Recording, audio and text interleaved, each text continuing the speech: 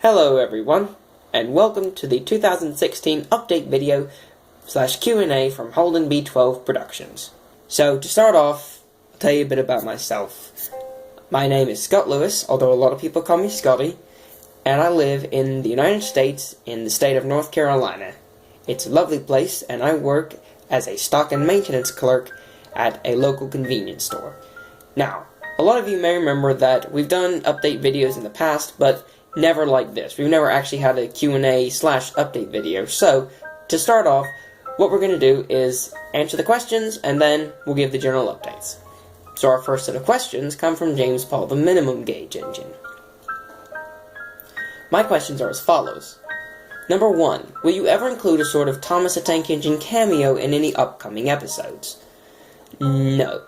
While it would be interesting, I like to keep my stories in their own little universe, just like the British Railway stories and the Hinton Line do. Number 2. Are you ever going to have any voice actors at all? Yes, and I'll give more detail as to why at the end of this video. But for the sake of time and the fact that it would take quite a while, it would take a while to explain. So we'll keep going. But yes, I'll answer that when I get to the general updates. Number 3. Will you ever have fans of the series make model for you? Rarely. No, simply because none of the other modelers live where I do, and because I prefer to make models myself. It's been a hobby of mine for years, so no, couldn't do it if I wanted to anyway. So, our next set of questions come from my good friend Tank Engine 97, or some of you may know him as Don. He says, "Yay, another Q&A!" I feel the same way, Don. Number 1. What are the easiest and hardest parts of making a video? It really varies. I remember that James Duck in the Ice Bucket Challenge was a nightmare for editing. And then others, the hardest part can be filming. There's really no rhyme or reason. There's just certain videos, editing's difficult. Other videos, filming's difficult. Christmas to Remember was very difficult, but we'll get on to that later. Number 2. Why have some characters changed designs and liveries? Lewis and Carter are a prime example. This is mainly for creative reasons, Tom. I really wasn't satisfied with Lewis and Carter's prototype in A Christmas to Remember, and Joel said that he'd always pictured Lewis as a Terrier and Carter as a J94 before we filmed it. So I decided, why not? Let's give it a try. I'm not really entirely satisfied with the prototypes, and ever since then, I kind of like them as that, so that's why they've changed. Robert's changed just because, again, really wasn't entirely satisfied with the prototype, and then in the newer episodes, some characters may change prototypes again, or rather will change, for creative reasons, copyright reasons, and for financial reasons, because some models are a little expensive to buy. Number 3. What was your reaction at the success of A Christmas to Remember? I was really astounded, and thank you all for the support you've given me for the last 3 years.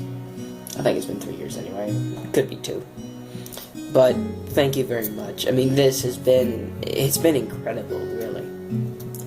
Number 4. How do you make the faces, and what are they made of? They are made using Sculpey 3, and I use Kodak 888's method for face sculpting. Try saying that 1,000 times. Only difference is that it's scaled down to double scale. That's really it. So if you want to know how I do it, until I upload a behind the scenes and a how-to video, if I ever do, go watch Kodak 888's method, because that's where I got mine from. And that is his last question. So now we go on to a question from Nick Day, and he has only one, and it's, will any characters like Gordon, Flying Scotsman, or Mallard make an appearance somewhere in this series? Gordon, again, he's a Thomas character, so no.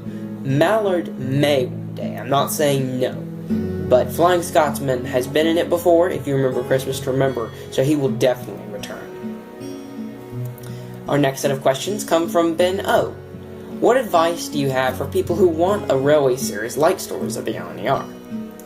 Okay, I have simple, quick advice. It's decide exactly what place, railway, and era you want to write about. So, for example, I'm writing about a railway in the eastern part of England, and and the era is the 1960s, and it's a preservation railway. So there I've already got 3 major building blocks for my stories. Then decide what tone you want your stories to have. Whether you want a dark tone, like, for instance, Sodor Dark Times, or if you don't want that dark, something like the BRWS, where, you know, it gets serious, but it's still child-friendly. Family-friendly, I should say. It's not child-friendly, because family-friendly is a much better word. And my third advice is research, research, research. You honestly cannot do enough of this. Believe me, I have made mistakes simply because I did not research enough. So research as much as you can. Number 2, any advice for making models? Okay, first, be patient and spray your models. Sometimes you may be tempted to use a brush and just brush it on from a bottle. I've quit doing that because I've found that spraying them is much better. Put thin coats on as well and check the weather before you paint. Do not, absolutely do not varnish in humid weather. It's horrible. The varnish will do what people call frost up, and it'll look like you literally just poured snow on your engine. So do not varnish in the humidity. It's awful. Believe me, I know. And another thing is, use masking tape or pinstriping for lining. I'm using pinstriping, but I'm looking at using masking tapes to make the lines thinner, so. But use one of the two. Don't take your wide brush and just drag it across the model. Believe me, I've seen some people do that, and it looks awful. Number 3, what types of locations do you want to feature in the series? The North Yorkshire Moors National Park and Thirsk Station. I'll explain why later. Number 4, how did you meet Joel, aka Geek Machine? We met on Sonar Island forums. It was back, I think, before I got a YouTube account. I think may have been exactly around the time, but I think it was a little before. By the way, Sonar Island forums is a lovely place, and I enjoy. There's a lot of people, especially their modeling section. There's a lot of talented people on there. If you know Michael M., who Michael Melton is his full name, or Base T-Bone as he is on Sonar Island forums, go and check out him if you join Sonar Island forums. His layouts have been great. I think now he's working on an 009 scale layout, with his main locomotive being the new Skarloey that's just come out from Bachmann. But especially go look at his 00 scale layout, because he has pictures of that in his thread, and it's amazing. It is what inspired me. Number 5, will it continue the story of the tank engine at the end of A Christmas to Remember? I think his name was Longspot. Close, you're very close. It was actually Lunsport. And yes, I will be continuing that. Our next set of questions come from Trainman3985. What kind of engines do you plan to make in the future? Among them is a Robinson B8, a J52, and a Standard 4. That's among them. Believe me, there are many others, but it would take too long to go over all of them. But those are the main ones.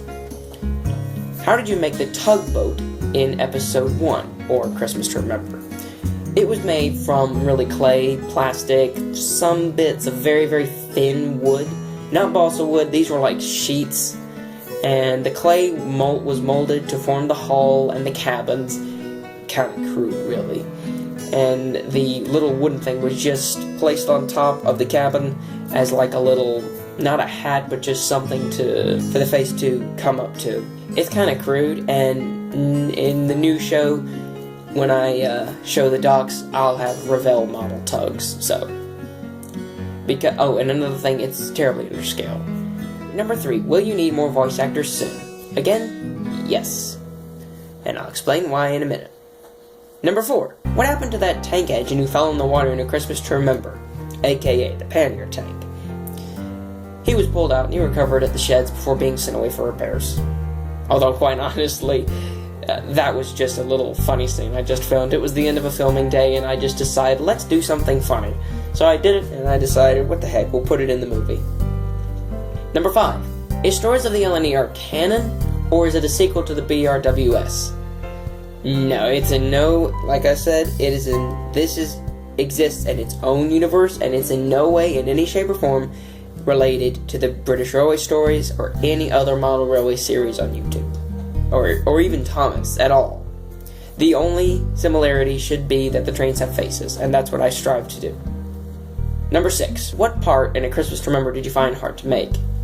It was mainly moving the engines. We were using the method devised by Leo Kim Video when he made the Mad Bomber or Rolling Stock video. I put sleds under the models to allow them to be pulled along the rails. Unfortunately, this method proved very problematic most of the time. The thin fishing line was used to move the models, and it often broke off because we literally had to jerk the models forward. The sleds weren't exactly that great, so I had to end up filing the ends of the sleds to slant a little bit so that it would ride better. And honestly, that really didn't do much. So I will not be using that method again. That's why the Ertl engines in Derailed and Diesels all have either HO wheels fitted or HO bogies fitted. Do you plan to make any road vehicle characters? Eventually, yeah. What's next for Wendell, Wesley, and the others? I'll go over that at the end of this video. Number 9. Will you use stranded steam engines in future? The only thing I know called Stranded Steam Engines is a film made in the 50s detailing the rescue of an Ivic Class 2 from a snowdrift, so I'm afraid I don't exactly know what you mean. If you could let me know in the comments, that'd be great. Number 10. What made the Battlestar Galactica original theme the intro for Stories of the LNER? I've always been a fan of the 1978 Battlestar Galactica TV show, and I used the music in the first ever trailer for Stories of the LNER. This trailer was never brought to YouTube, but when we made A Christmas to Remember, it only seemed natural to use it. I tried some others, and I thought, no, I'll just use this, and it's just kind of stuck ever since. How did you make the faces of the engines? Again, see Kudak 888's Sodor Scratch Building episode dealing with the face molding. Number 12. How did you make the snow in A Christmas to Remember? It was made using baking soda and flour. In the 2015 update video, the same mixture was used, bar the fact that I added salt to the mixture to give the effect of ice particles. However, I most likely will not be making another snow episode. Our next set of questions come from, see if I can get this right, Nico Matthews, I think. If I got it wrong, I'm sorry. What was your inspiration for Stories of the LNER other than the Railway series and Thomas the Tank Engine? The British Railway Stories, The Railways of Britain, the original Star Wars movies, and the 1978 Battlestar Galactica TV show. Our next questions come from Thomas the Tank Man 111. What new model projects do you currently have planned? For model projects, I have James in The Adventure Begins Black, and a few Eastern Region locomotives that are already done that I need to put up, so. Number 2. What should we expect to see in the future? I'll answer that in just a second. And lastly, we have one anonymous question. What YouTube series do you like and or watch often? The British Railway Stories, The Hinton Line, The Railways of Britain by Damocles 178, The Sodor Railway, Steam Locomotives in Profile, Wild Nor'Westers, Sodor, The Early and Modern Years, The Railways of Sodor, Jimmy the Genty, and Shunter Productions' NWR Ghost Tales. Those are pretty cool. And Thomas Foster's Northeastern Steam. Oh, and there's one more. Half-Baked, let me see if I can get this right. Half-Baked Hex 8's Crossed Lines. Very good show. And now we've come to the end of our questions. So, our first big announcement is that Stories of the LNER is being rebooted. The reasons for this is because I was not satisfied with the current show. Sure, it was successful, but I knew I could have done better. The rebooted show will have a much better storyline, and will also be able to have a decent budget given to it now that I have a part-time job. However, this reboot will bring about some changes. One change this year will be the title of our Railway Stories. I've decided to change the title to Railway Engines. The reason for this is because the railway's location has been moved. I decided that having a preservation railway running on the East Coast Main Line was ludicrous, as British Railways would never close it. To do so would mean that they'd have little to no rail lines running in Eastern Britain. So, where will the railway be now? Remember how I said that I wanted to show Thirsk and North Yorkshire Moors National Park as a location in the show? Well, from now on, the railway's main station will be at Thirsk Station, and the line will run through the North Yorkshire Moors National Park and will terminate at a seaside town called Whiteout. In the Railway Engines universe, the real Thirsk Station is thus owned by Wendell and Wesley's Railway, as British Railway Station is located a few miles away from its actual location in real life. Since the railway is not in London anymore, the railway is now simply called the North Eastern Railway. Only one letter different. All the characters will be there, although some may look a bit different. As of February 14th, 2016, the first film is officially in production. After a few months, I've finished the first draft, and the working title for this film will be Railway Engines, Genesis. A release date cannot be confirmed at this point, but I'm shooting for late 2016, early 2017. Unfortunately, Joel Hunter, aka Geek Machine, has had to leave the Holden B12 Productions team and move on in his voice acting career. At this point, I would like to publicly say thank you, Joel, for everything. From being a great friend to a great narrator. It was a privilege to work with you, mate. Thank you very much for everything. Now, this also means that all of you can now audition for roles in Railway Engines. A video detailing how to audition will be up soon. Finally, the last few things coming this year will be updates on the layout. This layout will be a model of Thirsk Station and the yard as seen in the universe of Railway Engines. And this layout will serve for the set of Genesis. You'll also get the chance to see behind the scenes promos and the development of the models. This time, I'll be able to purchase proper scale 00 gauge models for the characters, so you can expect them to look much better than before. If you would like to constantly stay up to date on production news regarding the new film, I'd encourage you to follow our Instagram and DeviantArt accounts, which I'll provide links to below, because we post photos almost weekly on Instagram, and DeviantArt will have a lot more behind the scenes things coming up. But we'll also have videos, of course, showcasing everything too. You can also, again, find us on Sutter Island Forums, and we have a thread there for our in the modeling section. And that draws the subject to a close. Once again, thank you all for the support over the last few years, and I'll see you soon.